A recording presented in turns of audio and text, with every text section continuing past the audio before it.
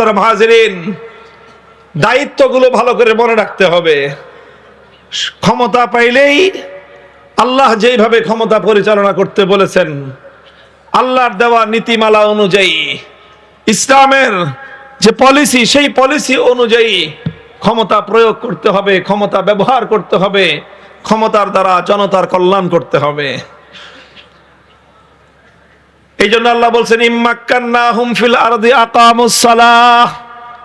1 নম্বর কাজ হবে তাদের নামাজ কায়েম করা, 2 নম্বর কাজ হবে তাদের আতাউজ যাকাহ। আকামুস সালাতা ওয়া আতাউজ যাকাহ, নামাজ কায়েম করবে। নামাজ হলো মানুষের শারীরিক ইবাদত। নামাজ হলো ইসলামের 5 স্তম্ভের মধ্যে ঈমানের পরে সবচেয়ে গুরুত্বপূর্ণ স্তম্ভ। নামাজ হলো সেই ইবাদত, যে ইবাদত সম্পর্কে বলা হয়েছে as-সালাতু ইমাদুদ্দিন, মান আকামাহা ফাকাদ আকামাদ্দিন ওয়া মান হাদামাহা ফাকাদ হাদামাদ্দিন। নামাজ হলো ইসলামের খুঁটি। যেই ব্যক্তি নামাজকে ঠিক রাখলো তার দ্বীন ঠিক থাকলো। যেই ব্যক্তি নামাজকে নষ্ট করে দিল সে তার দ্বীনকে ধ্বংস করে দিল। বহু মানুষ এমন কথা বলে, নামাজ না পড়লে কি হবে, ঈমান ঠিক আছে। আল্লাহর পয়গম্বর বলতেছেন যে নামাজ নষ্ট করলো সে দ্বীনকে ধ্বংস করে দিল। আর কিছু মানুষ বলে নামাজ না পড়লে কি হবে, ঈমান ঠিক আছে। এর চেয়ে বড় মূর্খতাপূর্ণ কথা পৃথিবীতে আর কিছুই হতে পারে না। মিফতাহুল জান্নাতিস সালাহ, আল্লাহর পয়গম্বর বলেছেন জান্নাতের চাবি হলো নামাজ। ও দুনিয়ার মুসলমান, কোরআনের এই আয়াত থেকে বোঝা যায় ইমানদার মুমিন মুসলমানরা যখন রাষ্ট্রের ক্ষমতা পায়, তখন রাষ্ট্র ক্ষমতা পাওয়ার পর তাদের দায়িত্ব শুধুমাত্র জাগতিক উন্নতি সাধন করা নয়, শুধুমাত্র দেশের মধ্যে উন্নয়নমূলক কাজ করাই তাদের একমাত্র দায়িত্ব নয়, বরং আল্লাহ পাক রব্বুল আলামিন যখন মুমিনদেরকে ক্ষমতা প্রদান করবেন তখন তারা জনগণের যেমন ইহকালীন উন্নতির চিন্তা করবে, ঠিক তেমনি ভাবে মুসলিম সরকার, ইমানদার সরকার জনগণের পরকালীন উন্নতিরও তাদের চিন্তা করার জিম্মাদারি। এটা হলো মৌলিক কথাটা। এখানে আকামুস সালাহ, নামাজ কায়েম করার কথা বলা হয়েছে। ভাই, নামাজকে আমরা মনে করি এটা মনে হয় শুধুমাত্র পরকালীন বিষয়। হ্যাঁ, অবশ্যই নামাজ পরকালে জান্নাতের মুক্তির চাবিকাঠি। আল্লাহর নবী নিজেই বলেছেন জান্নাতের চাবি হলো নামাজ। তবে নামাজের মধ্যে আল্লাহ পাক রব্বুল আলামিন যেই বৈশিষ্ট্য রেখেছেন, উপকারিতা রেখেছেন, সেই উপকারিতার দিকে দেখলে বোঝা যায় যে নামাজ দ্বারা মুমিনের যেমন পরকালীন উন্নতি হয়, ইহকালেও মুমিন মুসলমানদের উন্নতির অন্যতম হাতিয়ার হলো নামাজ। এই জন্য খলিফাতুল মুসলিমিন ওমরে ফারুক রাদিয়াল্লাহু তাআলা আনহু, তিনি তার শাসনকালে তিনি যে অর্ধজাহানটা শাসন করলেন, পৃথিবীর ইতিহাসের অন্যতম সফল রাষ্ট্রনায়ক হিসেবে পৃথিবীর ইতিহাসে তিনি স্থান করে নিলেন। পৃথিবীতে সোনার অক্ষরে লেখা সফল রাষ্ট্রনায়ক হিসেবে খলিফা ওমরের নাম এমনিতেই না। তিনি যেই সকল মূল নীতির উপর ভিত্তি করে রাষ্ট্র পরিচালনা করেছেন, খেলাফত পরিচালনা করেছেন, সফলতার স্বাক্ষর রেখেছেন, তার অন্যতম একটা মূল নীতি বুখারী শরীফের হাদিসের মধ্যে বর্ণিত হয়েছে। খলিফা ওমর রাদিয়াল্লাহু আনহু তিনি যখন খলিফা, তিনি তার দেশের সকল গভর্নরদের কাছে, বড় বড় সরকারি কর্মকর্তাদের কাছে একটা রাষ্ট্রীয় ফরমান প্রেরণ করলেন, যার ভাষা বুখারীর হাদিসের মধ্যে বর্ণিত হয়েছে।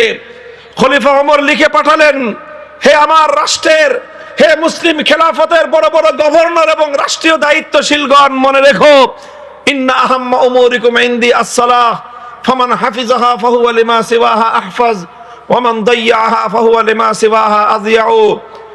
মনে রাখবে, আমার দৃষ্টিতে মুসলমান শাসক বর্গের, রাষ্ট্রীয় আমলাদের, গভর্নরদের সবচেয়ে গুরুত্বপূর্ণ দায়িত্ব হলো যথাযথভাবে নামাজ কায়েম করা। রাষ্ট্রের যে দায়িত্বশীল যথাযথভাবে নামাজ কায়েম করবে, ফাহুয়া লিমা সিওয়াহা আহফাজু, সে রাষ্ট্রের অন্যান্য প্রতিটি দায়িত্ব পালন করার ক্ষেত্রে আরো বেশি যত্নশীল হবে। যার নামাজ ঠিক তার দ্বারা জনগণের অধিকার আদায় হবে, যে নামাজ সুন্দরভাবে কায়েম করবে, দেশের উন্নয়নে যথাযথ ভূমিকা পালন করবে। ওয়ামান দাইয়াহা ফাহুয়া লিমা সিওয়াহা আদিয়াউ, আর যে নামাজ নষ্ট করবে সে তাকে যেই কাজ দেওয়া হবে সেই কাজের ক্ষেত্রেই সেটাকে সে ধ্বংস করবে। যে নামাজ ধ্বংস করবে তাকে যদি ব্রিজ কালভার্ট বানানোর দায়িত্ব দেওয়া হয়, জনগণের রাষ্ট্রের সম্পদ দিয়ে ব্রিজ বানানোর সময় রডের বদলে সে বাঁশ দিবে। তাকে যদি রাস্তা বানানোর দায়িত্ব দেওয়া হয়, রাস্তা নির্মাণ করার সময় আলকাতরা বিটুমিনের জায়গায় আলকাতরা আপনার কেরোসিন তেল ঢালবে। জনগণের সম্পদ চুরি করবে, গম বন্টন করার দায়িত্ব দিলে গম চুরি করে খাবে। জনগণের সম্পদ ওই ব্যক্তি বেশি চুরি করবে নামাজের ক্ষেত্রে যে যত বেশি গাফেল। এই জন্যই খলিফাতুল মুসলিমিন ওমর ফারুক রাদিয়াল্লাহু তাআলা আনহু তার রাষ্ট্র পরিচালনার অন্যতম মৌলিক নীতি এটা ছিল, তিনি এমন লোকদেরকে রাষ্ট্রের গুরুত্বপূর্ণ দায়িত্ব প্রদান করতেন যারা নামাজের প্রতি যত্নশীল, যে সুন্দরভাবে নামাজ কায়েম করে। কারণ এটা স্বাভাবিক কমন সেন্সের কথা, সাধারণ যুক্তির কথা। যেই ব্যক্তি আল্লাহকে বিশ্বাস করে, আল্লাহকে ভয় পায়, যে আল্লাহর হক আদায় করে, সে কোনোদিনও কোনোভাবেই সে পারতপক্ষে নামাজের ব্যাপারে গাফলতি করবে না। সে নামাজ সুন্দরভাবে কায়েম করবে। যে নামাজ সুন্দরভাবে কায়েম করবে, আল্লাহ পাক রব্বুল আলামিন এই নামাজের বরকতে তার কর্মক্ষমতা বৃদ্ধি করে দিবেন। নামাজের বরকতে আল্লাহ পাক তাকে সাহায্য করবেন। আল্লাহর সাহায্য প্রাপ্ত হয়ে যখন একজন কর্মকর্তা, একজন দায়িত্বশীল দায়িত্ব পালন করবে, কোনোভাবেই সে আল্লাহ রাব্বুল আলামিন যাকে সাহায্য করেন সে কোনোদিন অসম্মান হয় না, সে কোনোদিন অপমানিত হয় না। এই জন্যই নামাজকে এত গুরুত্ব দেওয়া হয়েছে ইসলামী রাষ্ট্র পরিচালনার মৌলিক নীতিমালার ক্ষেত্রে। আল্লাহ পাক কোরআনে পাকের মধ্যে জন্যই বলেছেন, ইন্নাস সালাতা তানহা আনিল ফাহশাই ওয়াল মুনকার, নামাজ মানুষকে অন্যায় এবং অশ্লীল কাজ থেকে বাধা দেয়। মুহতারাম হাজিরিন, আমরা এই জন্য বলতে চাই,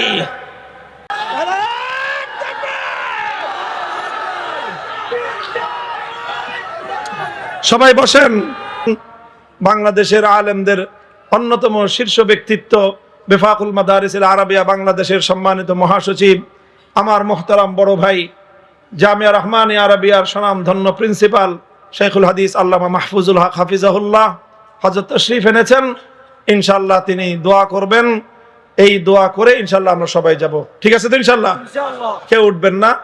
সূরা ফাতিহা, সূরা ইখলাস পড়তে থাকেন, হুজুরে কথা শুরু হবে ইনশাআল্লাহ।